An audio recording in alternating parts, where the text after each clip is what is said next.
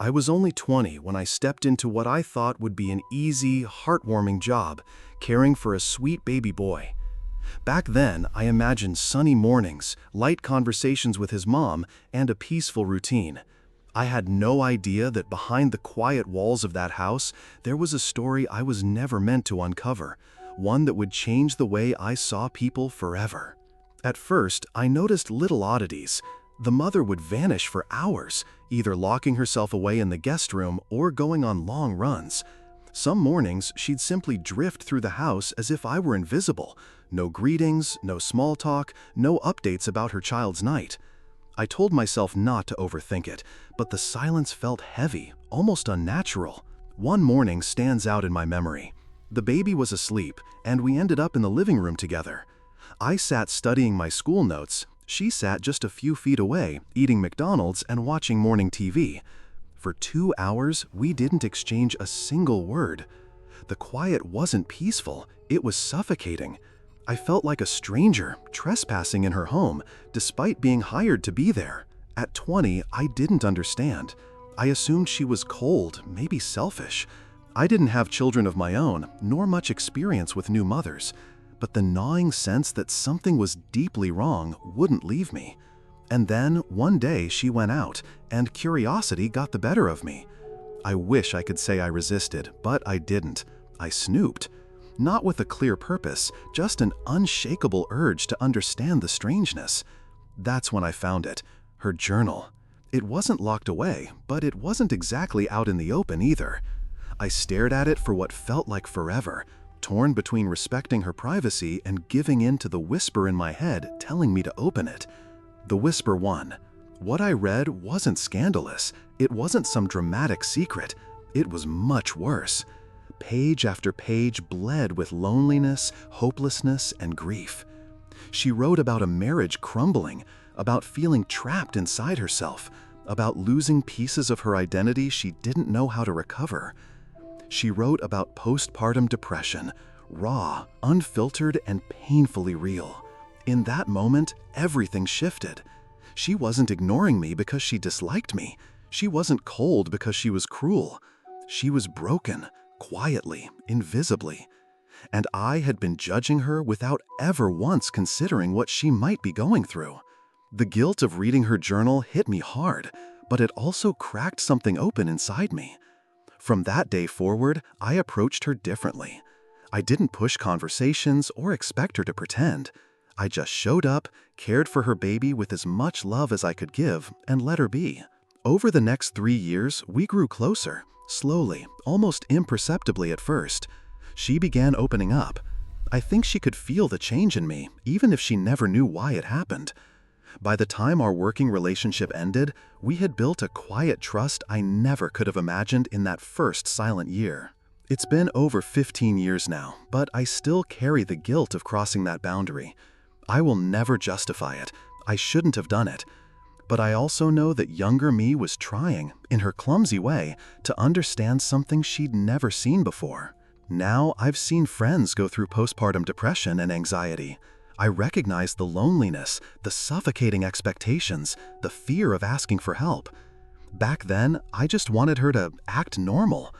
Now, I wish I could go back and simply sit with her in silence. No expectations, no pressure, just presence. People might think I'm a terrible person for reading her journal, and maybe they're right. But it taught me something I couldn't have learned otherwise. The people who seem the most distant are often the ones who are hurting the most. And if you notice in time, you can choose to show up differently, for them and for yourself. I don't know where she is now. We lost touch after I moved away. I only hope that life became lighter for her, that she found her way back to herself. And I hope she knew, even if I never said it back then, that I saw her. Maybe a little too late, but I saw her. You might think you've heard some wild night shift in the ER stories before, but buckle up. This wasn't your usual chaotic night. No quirky drunk patient or funny misunderstanding. This was something straight out of a horror movie. The kind of thing that creeps back into my mind at 2 a.m. when I'm staring at the ceiling, trying not to remember the smell. It was just after 2 a.m., prime chaos hour. We'd already had our share of odd cases, including a man convinced that a mosquito bite would turn into dengue fever. We laughed it off. Then the ambulance doors flew open, and the air in the room shifted. They wheeled in a woman, mid-50s, morbidly obese, and I don't mean a few dozen extra pounds. Her body was so heavy and swollen that her limbs blurred into each other, skin folding in on itself. She was barely conscious, soaked in sweat, swaddled in what looked like every towel and bedsheet from her house. Behind her shuffled her husband, defensive from the start, insisting she walked just fine and had just slipped. Sir, there was no walking. She could hardly breathe. As we moved her into the trauma bay, it hit us. The smell. Not just body odor, not even the sharp sting of infection. This was thick, hot, putrid, mask-penetrating stench that made your stomach flip. We later learned that their cleaning routine was to wrap her in hot, wet towels daily. No soap, no rinsing, no drying, just mildew pressed against skin. 20 minutes later, her daughter stormed in, early 20s, same stubborn energy, same build. One glance and she was arguing with us. She's fine, she just needs rest. We'll take her to our usual hospital by taxi. A taxi? For a woman in septic shock? Her labs came back and the numbers were terrifying. White blood cell count, 32,000. Normal is 4,500 to 11,000. C-reactive protein, 280 milligrams per liter. Healthy is under 5. Lactate, 6.5 millimoles per liter. Normal is 0.5 to 2, a blaring siren for severe sepsis and organ failure. Creatinine, 3.1 milligrams per deciliter. Her kidneys were failing. Blood sugar, 389, undiagnosed, uncontrolled diabetes. This wasn't exhaustion, this was her body shutting down. We kept her in, no option to leave. While prepping her for transfer to a hospital with an ICU, we had to clean her. And that's when this became something I will never unsee. It took 4 of us in full PPE. As we peeled back the damp towels, the stench intensified, thick and rotten. And then we saw them. Fungal colonies. Not yeast infection, not just skin irritation. Mushrooms, white, yellow, and black, growing in the folds of her skin, thriving in darkness. One nurse gagged so hard she had to run out.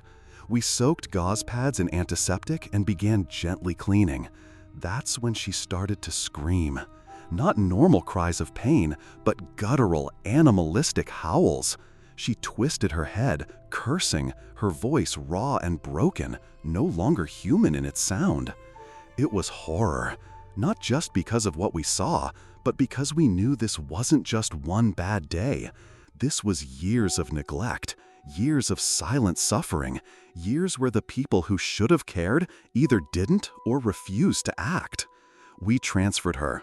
2 days later, she died in the ICU from septic shock. It wasn't a surprise. Her body had been losing the fight for far too long. And the daughter? You could already see it. The same path, the same denial, the same refusal to face reality. Pride, ignorance, fear, maybe all 3. Whatever it was, it had cost her mother her life. I still think about that night, the helplessness, the screams, the smell. Not because it was disgusting, but because it was so preventable. We weren't just fighting bacteria that night. We were fighting years of physical, emotional, and psychological damage. If there's anything I want people to take from this, it's this. Take care of yourself. Take care of the people you love. And when something is wrong, acknowledge it. Pretending it isn't happening won't save you. It will kill you slowly and leave those who care about you haunted by the things they couldn't fix in time. Stay healthy, drink water, and for the love of everything good, bathe. 16 years ago, when I was 15, my life split into a before and after, though it would take me years to realize it. At the time, two of my closest friends and their mother had moved into our house. They were in the middle of a brutal divorce and had nowhere else to go. My friends were 14 and 16, and at first it felt like a blessing, helping people we loved, having friends around all the time. The house felt warmer, more alive than it had in years. One night, I stayed over at another friend's house. Nothing unusual, just a regular night. But when I came back the next day, it was like a bomb had gone off in my absence. My mom was furious. She told me she had kicked our friends and their mother out, claiming that my 16-year-old friend had made a move on my dad. She said it so matter-of-factly, dripping with disgust and shame, shredding that girl's reputation in our kitchen without a second thought. I stood there frozen, trying to process it. I wanted to believe my mom, but even at 15, something inside me whispered that this wasn't the whole story. And like I had been taught my whole life, I buried that thought. But buried splinters still hurt when you press on them. For years, it gnawed at me. And in my early 20s, I decided I couldn't just wonder anymore. I needed to know. I tracked down my old friend. We hadn't spoken in years. I wasn't sure she'd even want to see me, but she agreed to meet. When she walked into the cafe, I saw it in her eyes. Not just pain, but the tension of someone holding their breath. She didn't waste time. She told me the truth. It wasn't her. It had never been her. It was my dad. That night, she and my dad had been drinking at our house. Her mom had gone to bed early. Mom, pregnant with my sister, was upstairs asleep. There was skinny dipping. Then they went upstairs, where my mom walked in and caught them. This wasn't a teenage girl seducing a grown man. This was the opposite, and it had broken her. She told me how he'd made it feel special, affectionate, like she mattered. It warped her sense of love and safety. She had spent years in therapy because of it, and less than 12 hours later, she, her sister, and her mother were thrown out onto the street. I apologized. I told her I'd stand by her if she ever wanted to take action. She thanked me, but I could see it. She had long ago decided justice wasn't coming. For a while, I buried it again. I don't know why. Maybe I was still that scared 15-year-old. Maybe pretending was easier. But now I'm in my 30s, and I'm a mother. And suddenly, the rage I pushed down for so long has come roaring back. I look at my daughter, so innocent, so trusting, and I think about what my father did to someone barely older than her. I think about how my mother lied to protect him, how she turned the victim into the villain. I think about how easily they let me believe the lie, and it makes me sick. I know if anything even remotely close to this happened to my child, there would be nothing, no law, no plea that could stop me from burning everything down for her. But my parents, they were masters at burying the truth, smiling through gritted teeth, pretending everything was fine. And the worst part? They still don't know that I know. If I brought it up, my mom would defend him again. She always has. She'd tell me the past is the past, that dragging it up would only hurt the family. Sometimes I wonder if my friend was really the only one, or just the only one my mom happened to catch. And if she was the only one, does it even matter? It still isn't forgivable. I've thought about telling my siblings, my extended family, but I know what would happen. They'd call me dramatic, twist the story, make it about my anger, not what he did. They've done it before. Every time I've spoken up about something ugly, they've shut me down and shut me out. So I carry it alone, a secret I never asked for, and a rage I can't put down. I'm sharing this here because I need it out of my body, even if it's just words on a screen. What would you do? Would you confront them and burn the fragile house of cards to the ground? Or would you stay silent for the sake of peace, knowing full well that this peace isn't real? I don't know. I just know I can't unknow it now, and I don't think I want to. Before I begin, I want to say, yes, I made a lot of dumb decisions. Yes, I probably should have called the police. But back then, I was different. And this story is about what happened to me when I was just 15, living alone in a big 2-story house. What happened that night changed my understanding of safety and fear forever. Living alone, I often slept on the living room couch. It was convenient because I could hear everything going on, and it was centrally located, close to every exit. But one night exceeded all my fears. Around 2 a.m., I heard someone slowly and cautiously jiggling the front doorknob. At first, it was quiet, like they were afraid to be heard, but then their movements became more aggressive and irritated. They didn't open the door, but didn't stop trying. After several minutes of this torment, the intruder moved to the back door and repeated the same. I didn't call the police. I was scared I'd be taken away since I was a minor living alone. Eventually, it stopped, but I couldn't sleep all night, waiting for another attempt. A few days passed, and one morning I woke up to the sound of heavy doors opening upstairs.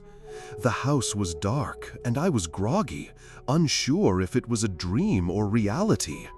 Then I heard the creak of bed springs, as if someone had sat down or shifted weight. Exhausted, I almost fell back asleep until I felt a presence, the chilling sensation that someone was watching me from the shadows of the stairs. I saw the silhouette of a long-haired man crouched over, staring straight at me from halfway down the stairwell. I slowly grabbed a metal baseball bat, and he stood up, quietly backing away up the stairs, as if to tell me, this is not over. The next evening, when my girlfriend came over, she noticed the window in that room with the creaky door was wide open. We checked the house, but found nothing. We closed and locked the window. I assumed it was some homeless person who thought the house was abandoned. But when that same door opened again that night, I knew it was real. They knew I was here. I wasn't going to hide anymore. I turned on all the lights, took my bat, and searched every room. Found nothing.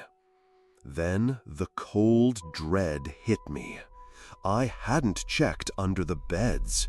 The thought that someone could have been hiding there all along, watching me, makes my blood run cold to this day. So, whoever you are, the one who watched me sleep from the stairs, returned the next night, and likely hid beneath my bed, this wasn't just scary. It was downright creepy, not cool.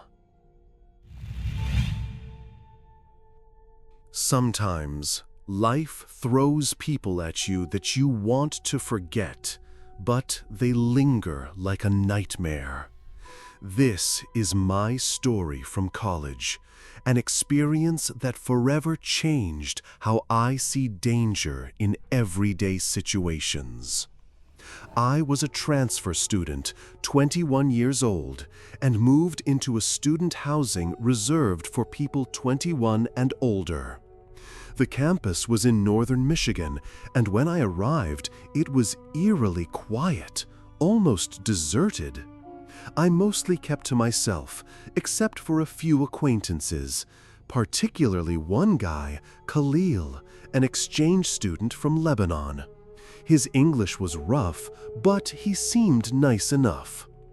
One evening, after a mandatory meeting, Khalil suddenly blocked my way, pressing his arm against the wall, so I was effectively cornered. I felt uncomfortable, even a little scared. He oddly invited me to dinner, supposedly friendly, but his words made it feel like I had no choice. My mind was a mess. I dreaded confrontation and was way too polite, maybe even foolish. So we got into a taxi together, my anxiety growing by the minute. Khalil fired off questions about everything: my age, dating history, preferences in men, religion, family. At the restaurant, he refused to eat, saying he just wanted to watch me eat. It was creepy.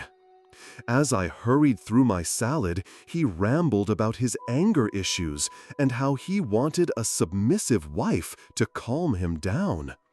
The red flags were blinding, and I knew I had to get away. After dinner, I rushed back to my dorm, trying to forget the night. But at around 1 a.m., there was a pounding at my door.